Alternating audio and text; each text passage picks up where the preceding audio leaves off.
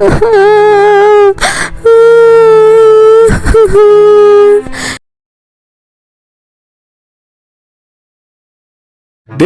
একেবারে ফকির মিসকিন দিয়ে ভরে গেছে। তা আমি বাইরে যাচ্ছি বউ, ফকির মিসকিন আসলে খবরদার তাদের একটা টাকাও তুমি দেবে না। তুমি যেমন কিপটার বাচ্চা কিপটা, আমিও তেমন কিপটার বউ। ফকির মিসকিন আসলে বেটাকে লাঠি দিয়ে পিটিয়ে বিদায় করব। এই না হলে আমার বউ। তোমার মতো বউ পেয়েছি বলেই তো শান্তিতে বাসার বাইরে একটু যেতে পারি। অত প্রশংসা করতে হবে না, তাড়াতাড়ি বাইরে যাও। আর শুনো, বাজার থেকে মাছের নাড়ি বুড়ি নিয়ে আসবে। মাছ খেতে তো টাকা লাগবে, নাড়ি বুড়ি আনতে তো আর টাকা লাগবে না। হ্যাঁ গো হ্যাঁ, তোমার বুদ্ধি দেখে আমি তো পুরাই অবাক হয়ে যাচ্ছি। সত্যি বউ, তুমি আসলে অনেক বুদ্ধিমতী।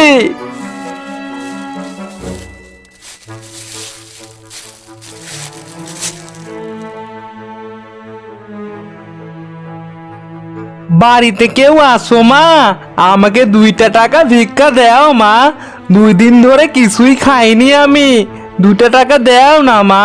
মালকিন আন্টি, ও মালকিন আন্টি, ফকির কাকু এসেছে ভিক্ষা চাইতে, ওকে কিছু টাকা দাও মালকিন আন্টি। কি রে, ষাঁড়ের মতো এত চেঁচাচ্ছিস কেন? কি হয়েছে তোর? মালকিন আন্টি, ফকির কাকু ভিক্ষা নিতে এসেছে, ওকে কিছু ভিক্ষা দাও। দেও মা দেও, আমাকে 2টা টাকা ভিক্ষা দেও মা। 2 দিন ধরে তো কিছুই আমি খাইনি, এই 2টা টাকা পেলে আমি কিছু খেতে পারবো। এই ফকিরের বাচ্চা ফকির, তোকে টাকা দিব এটা ভাবলি কি করে? যা এখান থেকে ভাগ, না হলে লাঠি দিয়ে পিটিয়ে তোকে বিদায় করব। মালকিন আন্টি, তুমি ফকির কাকুকে বকা দিচ্ছ কেন? ও তো শুধু 2টা টাকা চেয়েছে মাত্র। তুই কিন্তু বড্ড বার বেড়েছিস, গরুর বাচ্চা গরু। ওই ফকিরের বাচ্চাটার সাথে তোকেও পিটিয়ে তক্তা বানাবো। আমি চলে যাচ্ছি বাগিনী মাসি, আপনার টাকার আমার কোনো দরকার নেই। আপনার মতো কৃপণ লোকদের কাছ থেকে আমি টাকা নেব না, আমি চলে যাচ্ছি। তা যাও না, এখানে দাঁড়িয়ে আছো কেন? যত সব কি যুগ আসলো রে বাবা, ফকিরের কাছে নীতি কথা শুনতে হচ্ছে।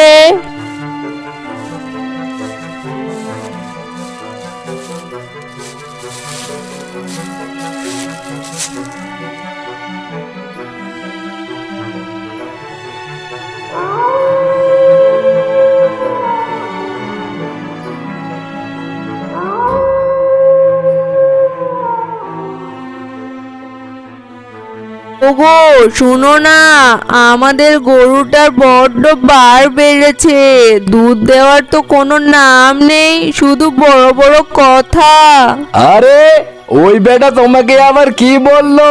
তুমি বাইরে যাওয়ার পরে একটা ফকির এসেছিল, আর আমাদের গরুটা বলে কিনা ওকে টাকা দিতে। কি? ওই বেটা ওই ফকিরটাকে টাকা দিতে বলেছে? এত বড় সাহস বেটার! বেটার পাকনা গজিয়েছে, বেটাকে মেরে আজকে তক্তা বানাবো। ওই বেটা বুদ্ধি করতেছে আমাকে ফকির বানাবে, আমার এই বিশাল ধন সম্পদ থেকে 2 টাকাও দিয়ে দেবে। এত বড় সাহস! হ্যাঁ হ্যাঁ, ওই বেটাকে মেরে বাসা থেকে বিদায় করতে হবে, তবেই ওর শিক্ষা হবে। বসে বসে দুবেলা খেতে পাচ্ছে তো, তাই ওর শরীরে চর্বি জমেছে। রে, তুই নাকি ফকিরটাকে টাকা দিতে বলেছিস, ব্যাপারটা কি সত্যি নাকি? হ্যাঁ মালিক, আমি ওই অসহায় ফকিরটাকে 2টো টাকা দিতে বলেছি। ও তো 2 দিন থেকে কিছুই খায়নি। আরে বেটা, টাকা কি গাছে ধরে নাকি রে? আর তুই তো দেখি আমাকে ফকির করে ছাড়বি। হ্যাঁ, ফকিরটাকে টাকা দিতে বলেছিস, তার টাকা কি গাছের পাতা নাকি সাদার মাথা? 2টো টাকা দিলে কেউ কি ফকির হয়ে যায় নাকি? আরে বাবা, এ তো দেখি মুখে মুখে তর্ক শুরু করে দিয়েছে। দাঁড়া রে বেটা দাঁড়া, তোকে আজকে মজা দেখাচ্ছি, পিডিএর তোর চামড়া একেবারে ছিলে নেবো আজকে।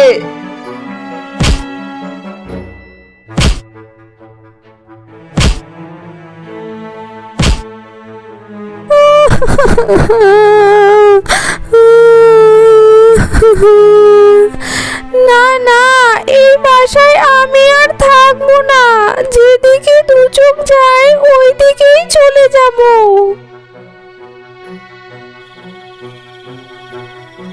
আরে আরে, গরু ভাই আছে?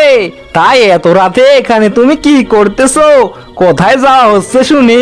আমার যাওয়ার জায়গা নেই ফকির কাকু, দু চোখ যেখানে যাবে সেদিকেই চলে যাব। তোমার কথা শুনে আমারই তো খুব কষ্ট লাগতেছে। তাই এত রাতে তুমি কোথায় যাবা? তুমি বরং আমার সাথে চলো।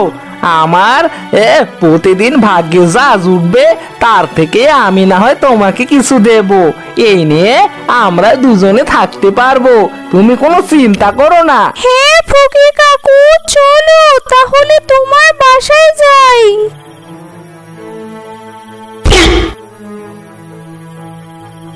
সত্যি তোরা অনেক ভালো মনের, আমি তোমাদের সাহায্য করতে চাই। কি, তুমি আমাদের সাহায্য করতে চাও? তা কিভাবে তুমি আমাদের সাহায্য করবে বলো তো দেখি। আমি তোর গরুটাকে বর দিচ্ছি, ও কাল থেকে তোকে ইলিশ মাছ দিবে। আমি ইলিশ মাছ কিভাবে দিব পরি আন্টি? আমি তো গরু, গরুরা কি ইলিশ মাছ দিতে পারে? এটা তো একেবারেই অসম্ভব। অসম্ভবকে সম্ভব করাই তো আমার কাজ রে। আমি ইচ্ছা করলে সবই পারবো। তুমি আমাদের অনেক উপকার করলে পরি আপু, তোমাকে অনেক ধন্যবাদ। তুমি আসলে সত্যি অনেক ভালো।